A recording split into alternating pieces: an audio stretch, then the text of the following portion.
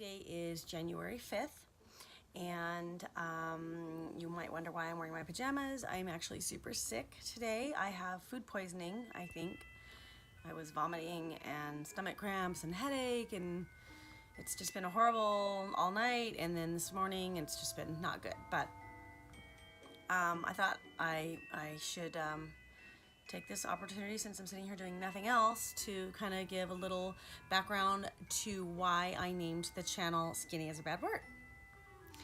Alright, so I named my channel Skinny is a Bad Word because growing up, there was 4 girls in my family. I was the youngest of 4 girls, and my mom and my dad. And my mom was always very, very thin. Just naturally, she has a very small frame. Everything about her is very small. Her shoulders are narrow, and her little wrists, just everything about her is very, very small. And she's never ever been heavy at all. She's always been very thin. There was even a period for a couple of years where she was trying to get various people to illustrate a children's book for her that she had written, or that she was planning to write, or something, called My Skinny Grandma. And she wanted my kids to illustrate this book for her that she, would basically try to indoctrinate children from a young age that they just have to eat only a half a sandwich every day for lunch instead of whatever, a whole sandwich and chips or something like that. And that was her method for staying thin her whole life. She felt like she needed to lose 5 pounds. Then she would stop eating a whole sandwich for lunch, and she would only eat a half a sandwich for lunch, for however long that took her to lose the 5 pounds. And I remember her telling me this, oh, my success, I just eat a half a sandwich. And I remember thinking, half a sandwich? I want to eat the whole sandwich. I don't want to eat a half a sandwich. So I'm really sorry, but Mom, that method is not going to work for somebody like me, and I don't think it's going to work for a lot of other people either. Maybe some people are great at starving themselves, but I just have never been good at that, and I know that ultimately I will not be successful if that's the method that I try to take. I prefer to work out and to eat a lot of food. I am super upset about the fact that I have food poisoning right now because I cannot eat at all, and that's so bad for my body, because I need the calories to sustain my muscle mass that I've worked so hard on for so many months. And starving myself for a day, not because I wanted to, but starving myself for any period of time is not what I want to do. It's not a good way to lose weight, and I'm very upset that I have food poisoning right now, and I'm hoping it will go away so I can eat. And my dad, on the other hand, is a big guy. He's bulky, and he has barrel chest and just a lot of natural muscle mass without ever working out. And I inherited my dad's frame, my dad's build. I did not inherit my mom's petite frame.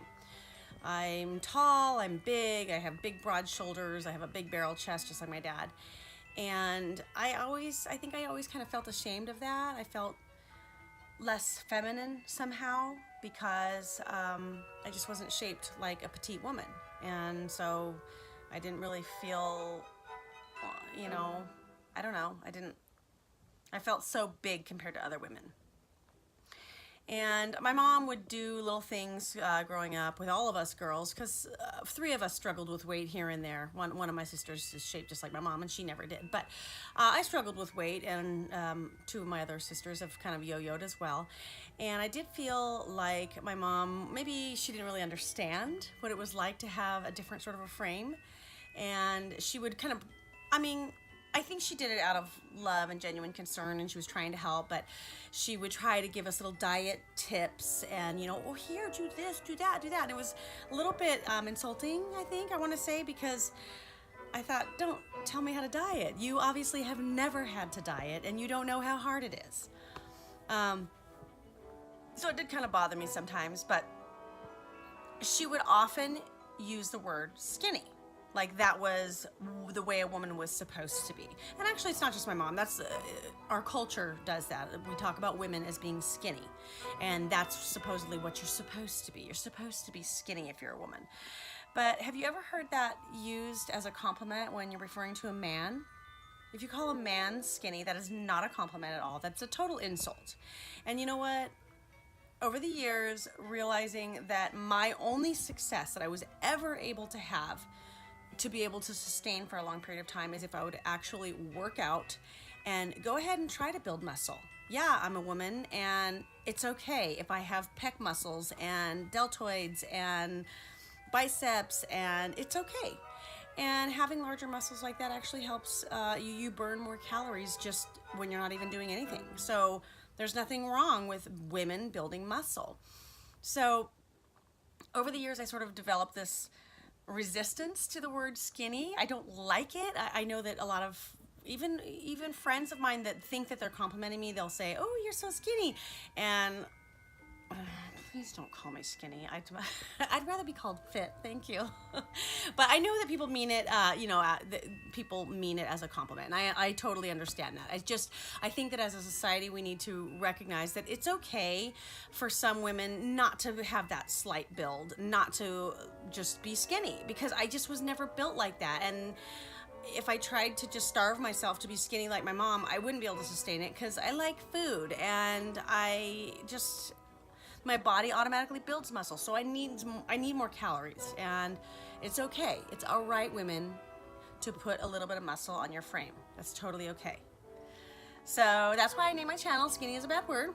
And next time you see a woman that is working on her physique, make sure that you say, "Hey, you're looking fit." Don't use the word skinny, please. Just fit. That's a much better compliment. All right, so I'll see you guys tomorrow. Peace out.